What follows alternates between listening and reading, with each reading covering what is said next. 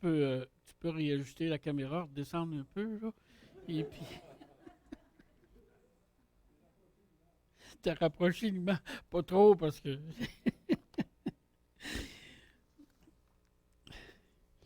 ben, on a parlé beaucoup, là, comme moi puis Benoît, là, puis Benoît voulait quand même, malgré tout, tout le temps apporter la parole, puis j'ai dit, Benoît, c'est peut-être pas sage, là, j'ai dit, mais c'est ça, le petit pain est encore au four, là, il est pas tout à fait cuit, fait que, c'est ça. Je vais vous inviter à tourner dans Luc au chapitre 4. Veux-tu baisser un petit peu, juste un petit peu mon micro, s'il te plaît? Puis, dans Luc au chapitre 4. Ben là, pourquoi est-ce qu'on prêche dans Luc, là? Hein? Parce qu'on a commencé une série dans Luc. Hein? C'est pas trop compliqué. Et puis, vous avez vu qu'on a fait ensemble l'introduction et puis on a passé à travers cette introduction-là. Et puis, la semaine passée, Benoît nous a présenté le chapitre 3, hein, de Luc. Attendez un petit peu là. Chapitre 3 qui parlait de la prédication de Jean-Baptiste, et puis, etc. Mais on a sauté par-dessus chapitre 2. Hein. Ça, c'est bien intentionnellement. C'est parce qu'on veut le reprendre au temps des fêtes.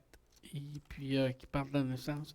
Puis là, aujourd'hui, là, on va parler d'une chose qui, moi, j'ai trouvé ça tellement bénissant de me préparer pour ça. Au chapitre 4, on voit la tentation du Seigneur. Après que le Seigneur a été baptisé, et puis l'Esprit de Dieu l'a amené au désert, et pour l'éprouver. OK. Fait que vous allez voir que c'est vraiment beaucoup un très bon, un contexte extraordinaire. Alors, je vais vous lire avec vous Luc au chapitre 4, et puis Luc au chapitre 4, on va lire ensemble les 13 premiers versets. Jésus, rempli du Saint-Esprit, revint du Jourdain. Il fut conduit par l'Esprit dans le désert, où il fut tenté par le diable pendant 40 jours. Il ne mangea rien durant ces jours-là, et après qu'ils furent écoulés, il eut faim. Le diable lui dit, si tu es le Fils de Dieu, ordonne à cette pierre qu'elle devienne du pain. Jésus lui répondit, il est écrit, l'homme ne vivra pas de pain seulement. Le diable, l'ayant élevé, lui montra en un instant tous les royaumes de la terre. Il lui dit, je te donnerai toute cette puissance à la gloire de ces royaumes, car elle m'a été donnée et je la donne à qui je veux. Si donc tu te prosternes devant moi, elle sera toute à toi. Jésus lui répondit, il est écrit, tu adoreras le Seigneur ton Dieu et tu le serviras lui seul.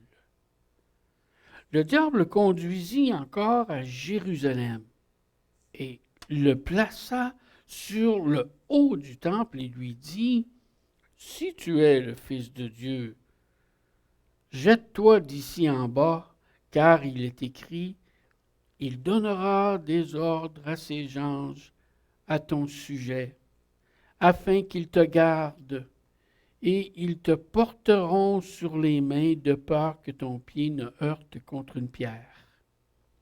Jésus lui répondit, il est écrit, tu ne tenteras point le Seigneur ton Dieu. Alors, non, pardon, après l'avoir tenté de toutes ses manières, le diable s'éloigna de lui jusqu'à un moment favorable. Bon, on va regarder ça. On va s'instruire de ces paroles-là. Puis on va tirer l'essence là, de ça. C'est sûr qu'on n'est jamais capable d'aller, de tout faire, là, tu sais. mais que le Seigneur ouvre nos cœurs. C'est ça ma prière, là. Je suis en train de prier, là. Que le Seigneur ouvre nos cœurs pour qu'on puisse vraiment l'entendre ce matin. Amen. Alors, on va reprendre notre lecture maintenant. Dans Luc encore, chapitre 4, le verset 1 à 4. Jésus rempli du Saint-Esprit. Hein. Là, il était prêt, là, vraiment, pour son ministère. Jésus, c'était pas... il avait déjà une trentaine d'années, sûrement, là, tu sais. Et puis, il s'était préparé pour son ministère. Son ministère, ça n'a pas été si long que ça, 3 ans. Tu sais. Imaginez-vous 3 ans qui ont bouleversé la vie de l'humanité, qui ont bouleversé la vie du monde entier, des siècles et des siècles. Où il fut revint du Jourdain, donc on voit que c'était après son baptême, là, ici. Il fut conduit par l'Esprit dans le désert. Dans le désert. Tu sais, je me suis arrêté un peu et dit, mais dans le désert, tu sais, pourquoi pas dans la forêt, ou, tu sais, dans le désert. Tu sais. Et puis, le peuple a été longtemps dans le désert. Et puis, Moïse, après être parti d'Égypte, après s'être enfui d'Égypte, il a été aussi dans le désert. Et pourquoi dans le désert? Pour être justement être seul. Être seul puis être capable de vraiment d'avoir un temps particulier avec Dieu. Mais le diable l'attendait. Si. Il fut conduit par l'Esprit dans le désert où il fut tenté par le diable pendant 40 jours. Puis là, on voit que les tentations qui viennent, mais c'est après, on dirait, à la fin de ces 40 jours-là. Mais la Bible nous dit ici qu'il a été tenté pendant 40 jours. Imaginez-vous, là, moi je ne sais pas, là, peut-être que c'est beaucoup plus que, aussi, que toutes les tentations ici qu'on voit, ou est-ce que ces tentations-là résument en somme tout ce qu'il y a eu à vivre. Enfin, mais pendant 40 jours, être tenté par le diable. En tout cas, c'est quelque chose. Hein? Il ne mangea rien durant ces jours-là, et après qu'ils furent écoulés, il eut faim. Ouais, c'est ça. Fait que là, vous savez, c'est tout le temps dans des moments là, vraiment de faiblesse que l'ennemi, là, il sait, là. Il sait là, qu'on est faible. Là. Tu sais? Puis, moi, je sais que personnellement, là, quand je suis fatigué, là, ben, il faut que je fasse attention. Il faut que je fasse attention parce que je suis vulnérable. Tu sais? Beaucoup plus vulnérable. Tu sais? Fait que là, quand Jésus a eu faim, c'est là que Satan s'est approché de lui. Dans un moment de faiblesse, dans un moment de vulnérabilité. Okay. 40 jours. On va juste regarder un peu 40 jours. Pourquoi 40 jours? C'est drôle, 40 jours. Tu sais? Avez-vous déjà entendu parler de 40 jours dans la Bible?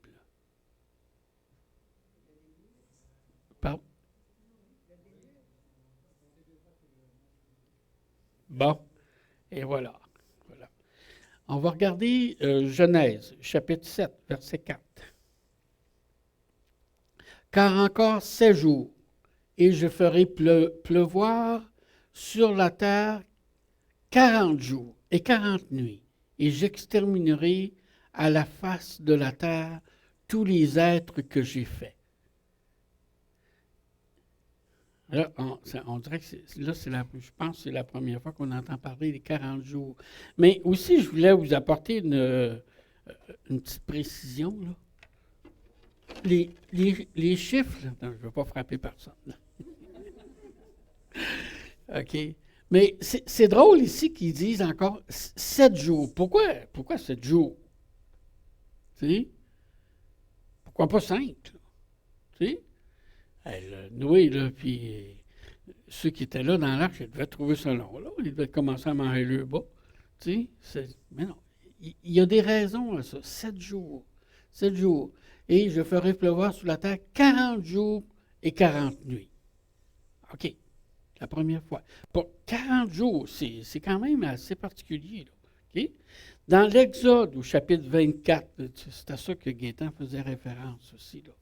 Tu sais, dans l'Exode, au chapitre 24, le verset 18, ça dit Moïse entra au milieu de la nuée et il monta sur la montagne. Là, on n'a pas regardé le contexte de ça, mais quand l'Éternel avait descendu sur la montagne, tout le peuple était rassemblé là, autour de la montagne.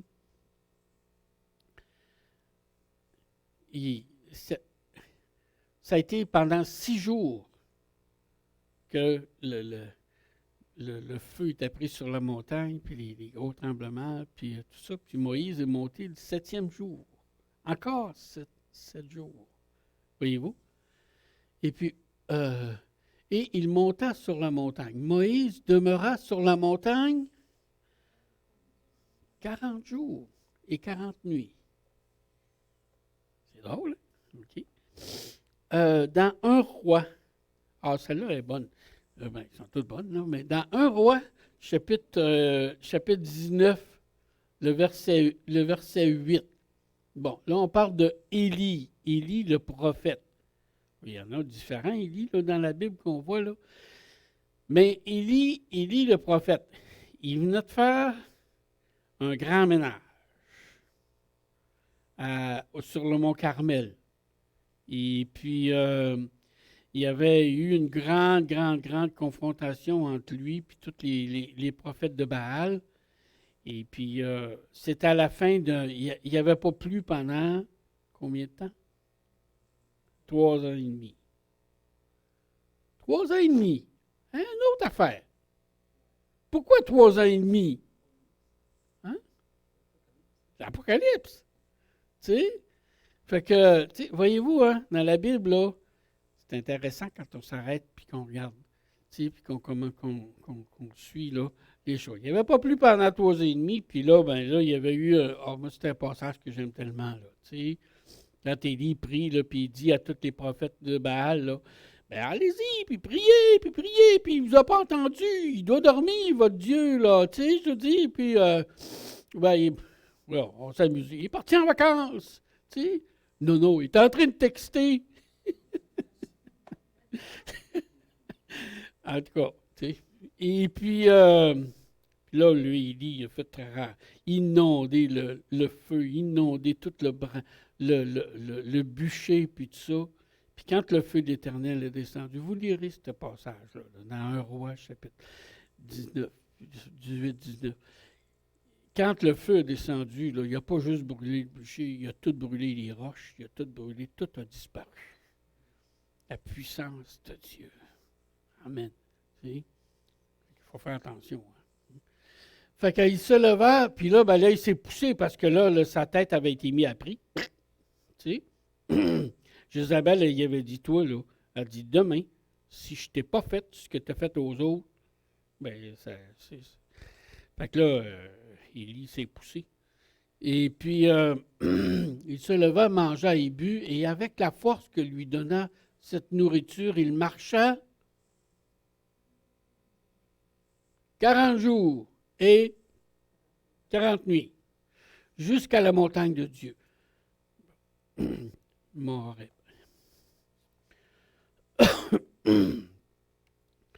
Dans Jonas, Jonas fit d'abord, Jonas, vous connaissez l'histoire, hein? Bon, il ne voulait pas, Dieu il avait dit, va à Nénive, puis va annoncer mon jugement à Nénive. Mais les Nénive, non, je ne peux pas dire les Assyriens, c'est ça? Et puis, les Assyriens, c'était les grands chums du peuple d'Israël, ça. Pas vraiment. Mais pas partout. Tu sais, c'était les pires ennemis qu'il n'y avait pas. Puis là, ben, Dieu dit, vas-y, va leur annoncer, tu sais, que je vais les juger s'ils ne se repentent pas, puis tout ça. Il ne voulait pas pantoute, non, Jonas. Il ne voulait pas pantoute que les Assyriens soient sauvés. Il voulait qu'ils soient détruits. Tu sais, il aurait bien aimé mieux qu'il dise, ben, va leur annoncer que je vais les détruire, là, tu sais, puis que je vais les effacer de sa terre, mais non, c'est pas ça. Fait que Jonas, vous savez, il s'est poussé. Et puis là, quand il est arrivé dans le... Je vais vite dans l'histoire, là, mais quand il est arrivé dans le fond de l'eau, là, il y a un gros sous-marin qui a passé. Puis, soda. 3 jours. Encore 3 jours. Hein? Bon, 3 jours dans le ventre du poisson. Dans le ventre, je ne sais pas où, là. En tout cas. Et puis, je sais pas, je serais aimé ça, moi. En tout cas. Fait que 3 jours là-dedans, puis là, après ça, le poisson l'a vomi. Et puis là, il s'est en allé à Nénive, puis là, il a préjeté une grande ville, Nénive. Une très grande ville, là. Et puis, il a pris une ville de une journée de marche. Il criait et il disait encore 40 jours. Et Nénive est détruite. Alors, il dit encore 40 jours. Hein? Ça fait que c'est ça. Et puis, Jésus, quand il a été tenté combien de temps? Ah, on est encore Nini, là. Il a été tenté 40 jours aussi. Tu sais, durant ces jours, il fut tenté par le diable pendant 40 jours. Il ne mangea rien. Une autre séquence aussi de 40, c'est 40 années. Dans le désert, encore. Dans le désert. Hein? On va regarder dans Luc, là, cette fois-là. Non, c'est dans Deutéronome. C'est ça? Dans Deutéronome, chapitre 1. Vous observerez, chapitre 8, verset 1. Souviens-toi de tout le chemin que l'Éternel, ton Dieu, a fait. Bien, ça, le Deutéronome, là, c'est Deutéronome, c'est 2 fois les nombres. C'est comme une répétition de ce qui s'est passé. C'est comme si Moïse faisait une récapitulation de tout ce qui s'était passé, de la loi, puis tout ça, Deutéronome. Et puis avant d'entrer dans la terre promise, là. Et puis là, Moïse dit au peuple, souviens-toi de tout le chemin que l'Éternel, ton Dieu, t'a fait faire pendant ces 40 années dans le désert afin de t'humilier et de t'éprouver. Gaston en parlait de ça aussi, Gaston. Il est en haut. Afin de t'éprouver pour savoir quelles étaient les dispositions de ton cœur. C'est pas rien, là. Quand Dieu nous éprouve puis qu'il nous humilie, c'est pour nous permettre de voir ce qu'on a dans le fond de notre cœur, là, tu sais, les dispositions de ton cœur, et si tu garderais ou non ces commandements. 40 années dans le désert. En tout cas, je ne sais pas, j'ai pas eu le temps de m'arrêter assez encore pour comprendre, mais c'est pourquoi 40 jours, mais ça revient. Vous le voyez-vous, là? Ça revient à travers l'Écriture. Jésus a été tenté pendant 40 jours. Le peuple a été 40 années dans le désert. Dieu avait annoncé le jugement du déluge. Ben, il n'y a plus les abîmes, il n'y a plus, puis les abîmes se sont ouverts pendant 40 jours, 40 nuits. Tu sais, l'Exode, Moïse a été 40 jours. Là, j'ai un blanc de mémoire. Est-ce qu'il a été 2 fois 40 jours? 2 fois 40 jours. Fait qu'imaginez-vous. Et puis dans Roi, justement, Élie a marché 40 jours Et puis, voyez-vous, il y a des choses intéressantes à s'arrêter puis à réfléchir dans l'Écriture. Tu sais. 7 jours, 6 jours, 3 jours. Tu sais, il y a des choses intéressantes à réfléchir et à prier là-dessus. Bon, on va regarder la première tentation de Jésus. Il y a 3 tentations ici qui nous sont données. Vous allez voir que c'est intéressant. Pourquoi? Encore 3 tentations. Un autre 3. Bon, la première tentation, verset 3 et verset 4. Le diable lui dit, « Si tu es le Fils de Dieu. » Je dirais que là, même, déjà là, c'est une tentation. Tu sais? Mais en doute la divinité, sa divinité. Si tu es le Fils de Dieu, ordonne à ces pierres qu'elles deviennent du pain. Hein? Puis, regardez la réponse que Jésus lui a apportée. Puis, où est-ce qu'elle est, cette réponse-là? Elle est dans le Deutéronome, au chapitre 8. Puis, on va lire, les versets 1 à 3. Dans le Deutéronome, au chapitre 8. OK. Vous observerez et vous mettrez en pratique tous les commandements que je vous ai prescrits aujourd'hui, afin que vous viviez. Là, j'aimerais juste que vous arrêtiez là. Arrêtez vos cellulaires. Là. Arrêtez vos télévisions. Là. Arrêtons nos autos. Là. Arrêtons-nous. Là. Puis, regardons la parole ensemble. Vous observerez et vous mettrez en pratique tous les commandements que je vous prescris aujourd'hui. Seigneur, il parle là.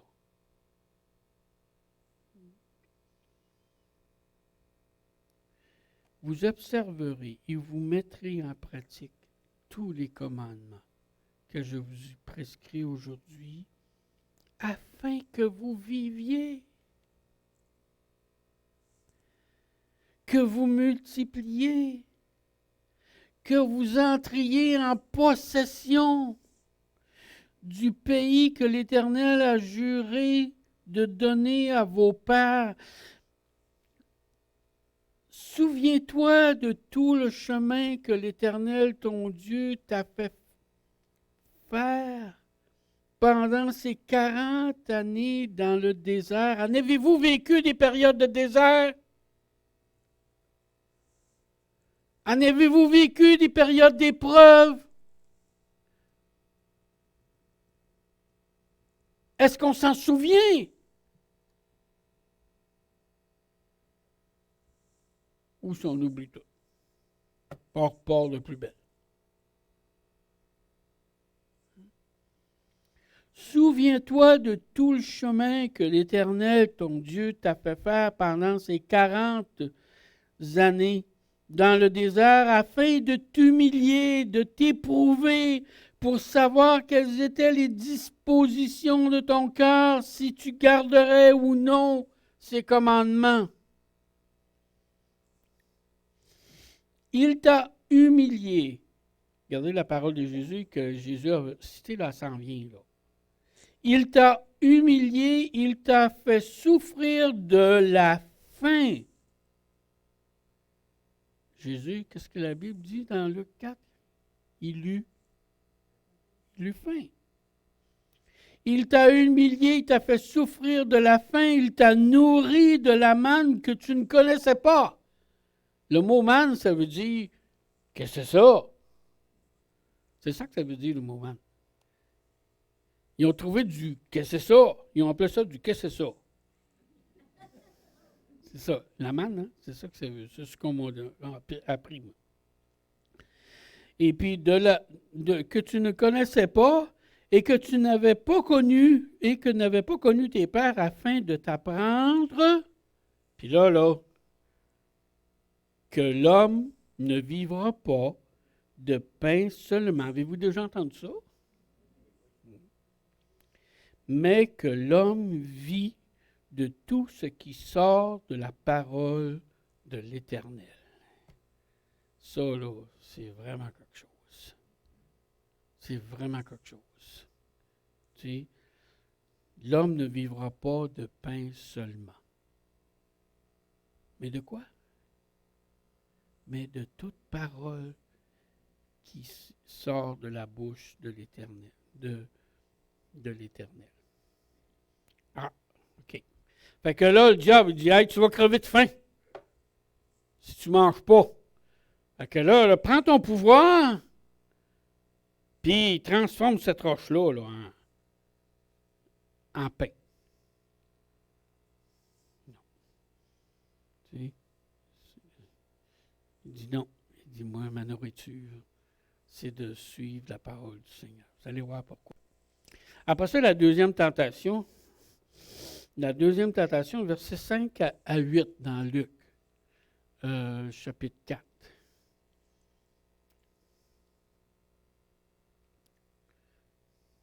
Le diable le conduisit, c'est ça, chapitre 4, puis versets 5 à 8, hein, c'est ça, oui. Oui. Le diable, l'ayant enlevé, lui montra en un instant tous les royaumes de la terre. Et mes amis, tu sais, moi je pense que c'est pas juste aussi, ça c'est mon avis, là, c'est juste mon avis, là. Mais je pense que ça vaut la peine quand même de l'écouter, là. Tous les royaumes de la terre, moi je pense que ce n'est pas juste ceux qui étaient là, présents à ce moment-là, là, mais c'était peut-être aussi tous les royaumes aussi de tous les siècles. Tu sais? Fait que il a vu les gros bateaux des armateurs grecs, puis il a vu toute la richesse de Rockefeller, puis il a vu toutes les... Nommez-les, là. Tu sais, je dis, c'est...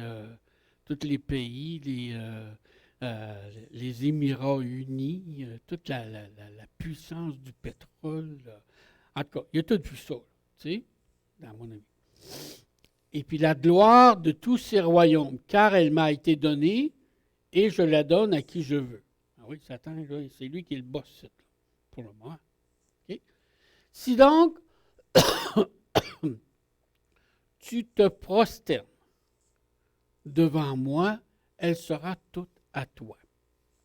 Et quelle est la réponse que le Seigneur lui a donnée dans Deutéronome? Cette fois-là, on va aller au chapitre 6. C'est drôle, hein?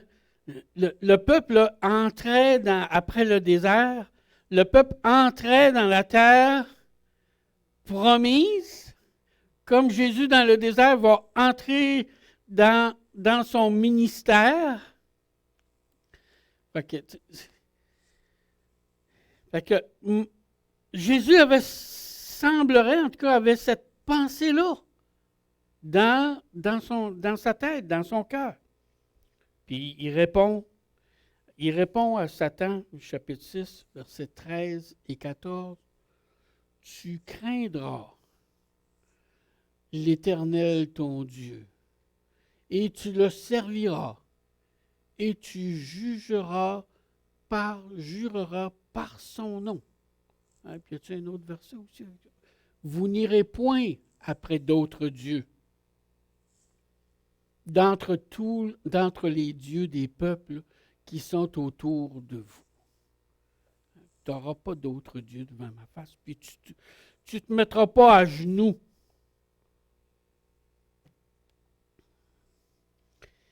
En tout cas, on va en reparler, ce ne sera pas long. La troisième tentation, versets 9 à 12 dans Luc 4.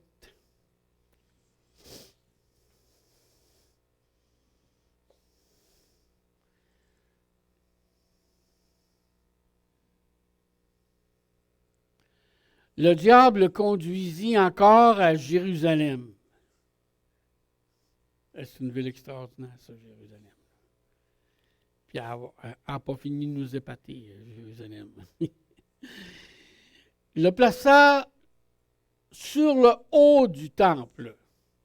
Fait que c'était haut, là. Puis là, et il lui dit, si tu es le Fils de Dieu, jette-toi en bas, car il est écrit, puis il cite le psaume 91. Il donnera ses ordres à ses anges à ton sujet afin qu'ils te gardent. Oui. Ils te porteront sur les mains de peur que ton pied ne heurte contre une pierre. Okay. Jésus lui répondit, tu ne tenteras point le Seigneur ton Dieu. Il a répondu ça, puis regardez dans Deutéronome, au chapitre 6, les versets 13 à 19. OK? Là, le contexte, c'était que le peuple sortait du désert, puis ils vont entrer dans la terre de Canaan. Dieu va leur donner des victoires, puis là, ils vont être vraiment tentés là, par tout ce qu'ils vont avoir comme ça, qui va leur être donné quasiment tout cuit dans le bec. Tu craindras l'Éternel, ton Dieu, tu le serviras et tu jureras par son nom. Vous n'irez point après d'autres dieux d'entre les dieux des peuples qui sont autour de vous. Car l'Éternel, ton Dieu, est un Dieu jaloux au milieu de toi. Dieu, là, quand il va avoir notre cœur, là, tu sais. C'est une relation d'amour qu'on a avec le Seigneur.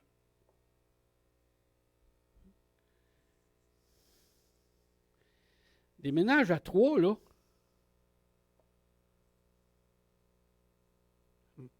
Aimeriez-vous ça? Ben non.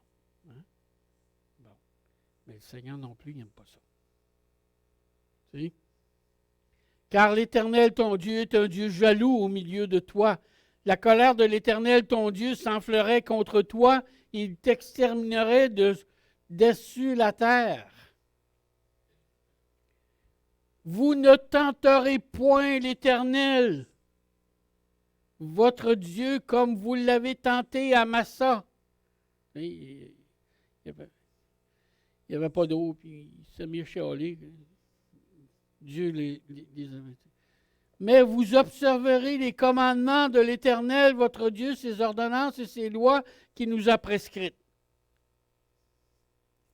Tenterez point l'Éternel. Donc, on va regarder ensemble maintenant j'ai appelé ça, quelle est l'essence et le remède que Dieu donne à ces tentations-là. La première, ben là, vous allez me dire, puis peut-être que vous pouvez réfléchir, sûrement, j'espère que vous allez réfléchir à ces choses-là. La première tentation de Jésus, que Satan a semé dans son cœur, tu vas mourir de faim si tu ne changes pas cette roche-là en pain. L'inquiétude. Appelez ça l'inquiétude. L'inquiétude. Sers-toi de ton pouvoir là, pour répondre à ton besoin. Hein? Et puis à l'inquiétude, qu'est-ce que le Seigneur a répondu? L'homme ne vivra pas de pain seulement, mais de toute parole qui sort de la bouche de l'Éternel. Il a répondu la confiance en Dieu. Quand on est inquiet, l'antidote à l'inquiétude, c'est la confiance. La confiance en Dieu. La deuxième, quand il a montré tous les pouvoirs, puis tous les royaumes, puis toutes les richesses du monde, ben, la grande tentation, c'était la convoitise. Puis même aujourd'hui, là, on nous dit là, qu'il y a des gens qui sont tellement riches aujourd'hui. Là. Oh, vous le savez comme moi, là, on voit qu'il Il y a tellement de gens qui sont si riches là, qui possèdent quasiment tout ce que le reste du monde a. Et puis, ben, ce qu'ils veulent finalement, c'est même plus la convoitise. L'argent, ils n'auront jamais. C'est le pouvoir. Le pouvoir. Mais là, le Satan, il a montré ça. Tu vas avoir le pouvoir. Tu vas avoir toutes ces richesses-là. Et à la convoitise, qu'est-ce que le Seigneur a répondu? Comment on peut y répondre? Je dirais par le contentement. On l'a lu dans Deutéronome chapitre 6. Quand tu vas rentrer dans le pays, là, puis que tu vas avoir des citernes qui n'ont pas été creusées par toi, que tu vas avoir des villes toutes bâties, que tu vas avoir toutes sortes de choses, garde ton cœur. Garde ton cœur. Oublie pas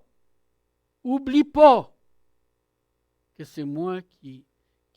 Oublie pas que je t'ai sorti d'Égypte, là, puis que tu étais esclave. Nous autres aussi, là, quand on nous fait miroiter la convoitise, puis tout ça, puis qu'il y a beaucoup de choses qui peuvent arriver dans notre vie, gardons nos cœurs attachés au Seigneur. Hein? À la convoitise, on répond par le contentement. Puis quand il y a... Et puis quand il a voulu tenter Dieu, quand il a voulu tenter le Seigneur, moi je dirais que c'est de l'orgueil. De l'orgueil. Puis comment est-ce qu'on répond à l'orgueil? Par l'humilité. Dieu résiste, mais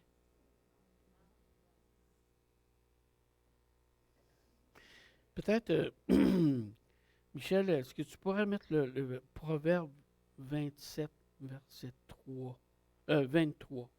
Non, c'est-tu 27 ou 29? 29. 29. L'orgueil d'un homme l'abaisse, mais celui qui est humble d'esprit obtient la gloire. Donc, le temps s'en va, là. On va lire ensemble le Deutéronome chapitre 6, versets 5 à 21 comme conclusion du message.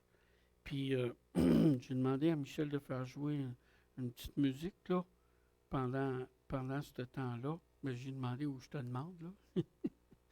Et puis, Deutéronome chapitre 6, versets 5 à 21.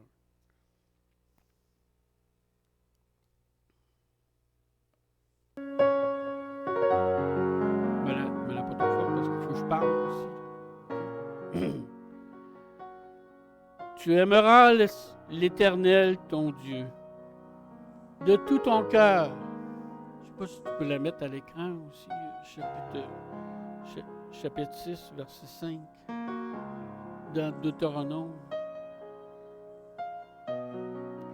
Tu aimeras l'Éternel, ton Dieu, de tout ton cœur, de toute ton âme, de toute ta force. Et quel est le plus grand commandement? Tu aimeras le Seigneur, ton Dieu. Voyez-vous comment est-ce que Jésus il était là, dans le Deutéronome? Et ces commandements que je te donne aujourd'hui seront dans ton cœur. C'est pas pour rien que le Seigneur nous donne des directives, des commandements. Il veut qu'on les mette où, là? Qu'on s'en bat pas, qu'on ne l'écoute plus. Non, qu'on les mette dans notre cœur. C'est ce qu'on aime le plus. Tu les inculqueras à tes enfants. Ben non, voyons donc. Ouais. Ils vont choisir par eux-mêmes quand ils vont être vieux. Ils vont choisir quoi? Tu les inculqueras à tes enfants. Et tu en parleras quand tu seras dans ta maison, quand tu iras en voyage, quand tu te coucheras et quand tu te lèveras. Tu les liras comme un signe sur tes mains. Tout ce que tu vas faire, là, c'est en fonction de ce que le Seigneur te demande de dire. Ils seront comme des frontaux entre tes yeux. Tu les écriras sur les poteaux de ta maison et sur tes portes. Comment est-ce qu'on aime ça, entrer dans la maison chez les chrétiens, puis on voit des versets bibliques, c'est mûr. Hein? Des belles écritures. Moi, quand je me suis converti, j'avais un restaurant. J'ai remplacé les allopolis et les photopolis par des traités de l'Évangile. Le monde capotait. J'avais tout repeinturé, blanc et bleu, puis j'avais mis des versets bibliques partout sur les murs. Les gens, ils disent, va faire faillite. J'ai pas fait faillite. J'ai vendu mon restaurant par la grâce de Dieu, avec profit. Le Seigneur est fidèle. Excusez. Ce qu'on dit là. L'Éternel, ton Dieu, au verset 10, te fera entrer dans le pays qu'il a juré à tes pères, à Abraham, à Isaac, à Jacob. Dieu tient ses promesses de te donner.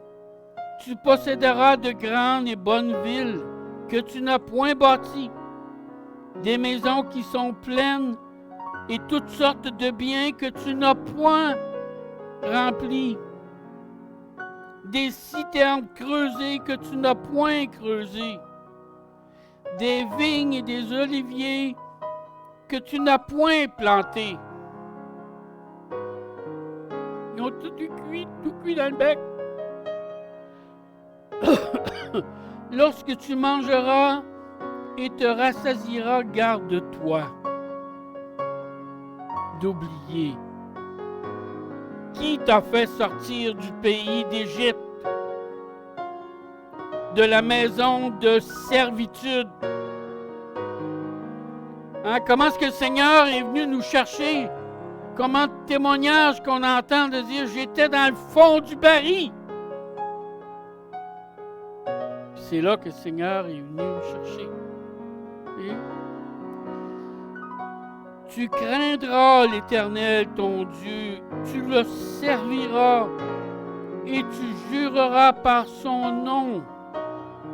Vous n'irez point après d'autres dieux, d'après les dieux des peuples qui sont autour de toi. Car l'Éternel, ton Dieu, est un Dieu jaloux au milieu de toi. La colère de l'Éternel, ton Dieu, s'enflerait contre toi et t'exterminerait sur la terre. Vous ne tenterez point l'Éternel, votre Dieu, comme vous l'avez tenté à Massa. Vous observerez les commandements de l'Éternel, votre Dieu, ses ordonnances et ses lois qu'il vous a prescrites. Tu feras ce qui est droit et ce qui est bien aux yeux de l'Éternel, afin... Pourquoi?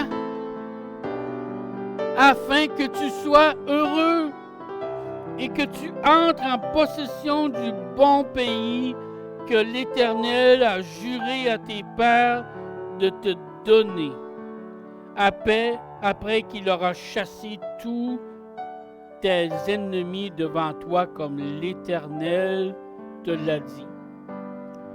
Lorsque ton fils te demandera un jour, que signifient ces préceptes-là? Ces lois, ces ordonnances que l'Éternel, notre Dieu, vous a prescrites, tu diras à ton fils, nous étions esclaves de Pharaon en Égypte. Et l'Éternel nous a fait sortir de l'Égypte par sa main puissante. On va dire merci au Seigneur. Et on va méditer sur sa parole. On va garder ce que le Seigneur nous a demandé. Seigneur, je veux vraiment te remercier, te louer, t'adorer, oh Dieu d'amour, pour ces préceptes merveilleux que tu nous as donnés, pour ta parole qui nous instruit. Et aide-nous, Seigneur, que lorsque le tentateur vient devant nous, nous tenter par l'inquiétude, par la convoitise, par l'orgueil, aide-nous, Seigneur, à répondre par la confiance en toi, par le contentement. Contentez-vous de ce que je vis. J'ai appris à être heureux dans l'état où je me trouve, comme l'apôtre Paul disait.